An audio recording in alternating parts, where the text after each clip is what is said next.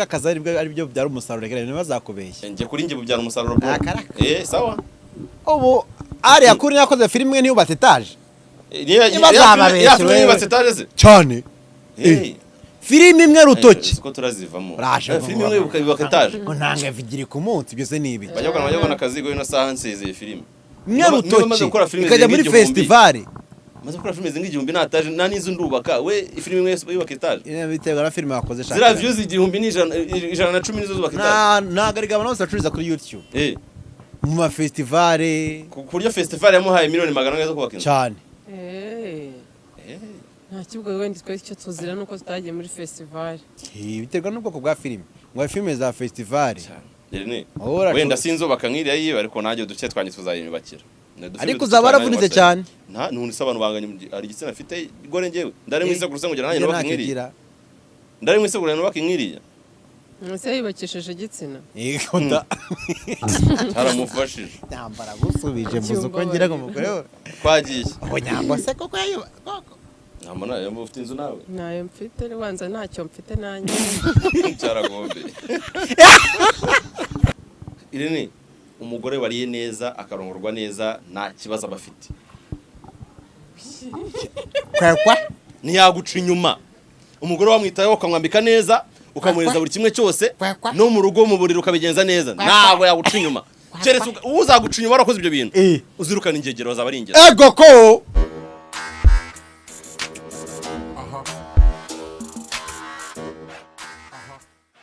n'umukobwa ufite amafaranga w'inzobe murajyanye pe mwari murahariko sawagiye menya ko sigaye umusirimu kavuga gake mwari murahariko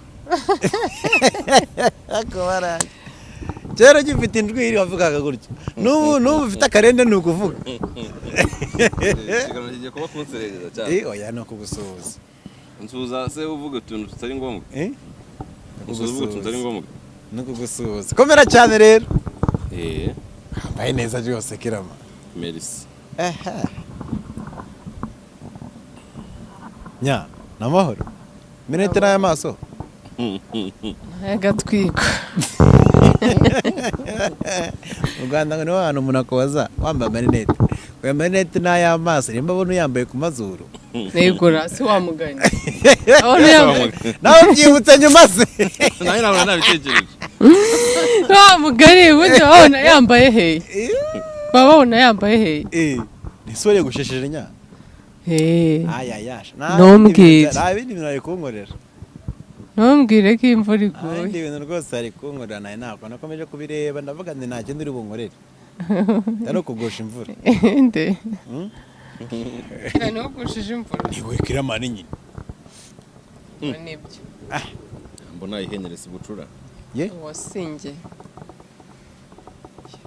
ntisungu ubu tubigenze gute ko mbabaye cyane koko inkweto za mbere urambaye zirimo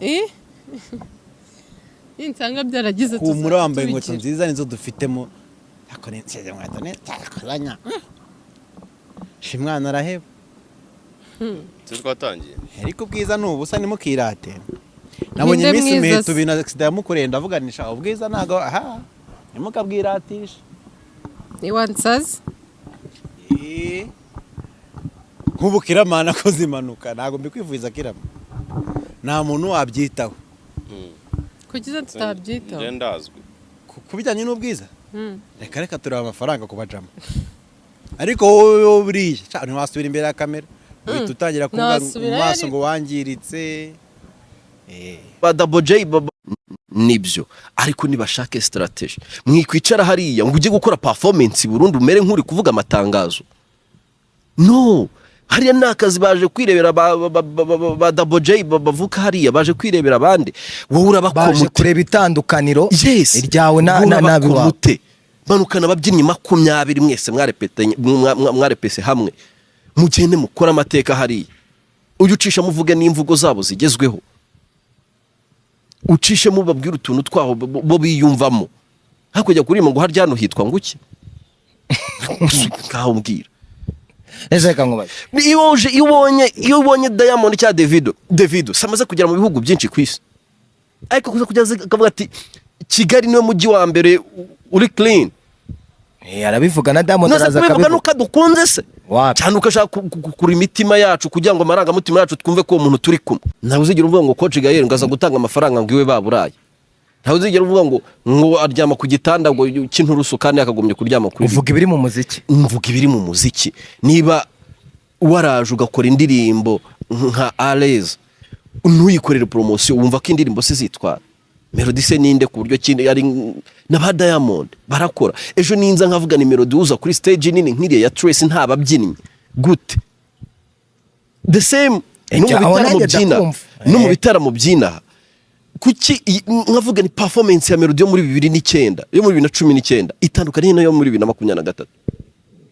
Girano bitandukanye nta na hamwe nukuza imbere hano twanyweye twasinze the same akaza muri 2023 turi kungora n'ibikini nta difference. Nta babyinnyi. Ejo ni naravuze nabwo niyo ndirimbo yashaga wavugaga navuze ni iyi ndirimbo nayo nisohoka nta strategy se nta buryo bwo kwikora promotion buhari nabwizashya ariko irimo irakorerwa promotion. Exactly.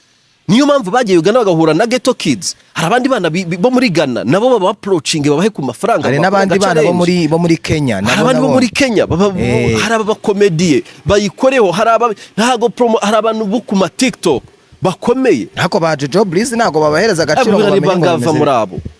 Va muri abo barabahabwa 30,000. Kusiyo kiganiro cyo sinagisohora niyo wandase. Kandi uragifite. Ndagifite. Uva ko mwasetse Kigali Boss Babes. Kirabitse. Ako se waziyongoje ukakirekura. Ubwo kereka nyine kwihamenye y'abasetsi nyine. Hari ikibazo se arudasekwa Kigali Boss Babes bo saba. Seko nge ko nabo ni hatari ariko uretse ko ngiye ibyo nta ikintu biba bimbwiye. Ngiye